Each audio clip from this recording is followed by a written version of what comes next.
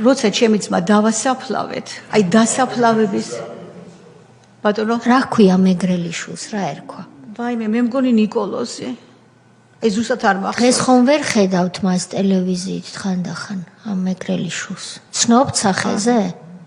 არა, ერთხელ შევხვდი და მეტი არ შევხვედრი ვარ. და ჩემი ძმა დაკრძალული ყავდა უკვე და წერილს მიგზავნის, რომ შენ ძმას გადაუვადეთ სასჯელიო.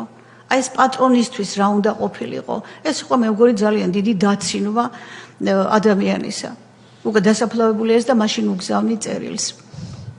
ადგილობრივ საბჭოსაც კი მივმართე. წავიკითხე იქაც რომ ეხებოდა და რადგანაც არ შეახეს ეს განახევრებულზე, მე გადავწყვიტე რომ დამეწერა საჩივარი. ჩემმა ძმამ სასტიკად გამაფრთხილა. როგორც კი შენ საჩივარს დაწერ, იმ წუთში მომკლავენო.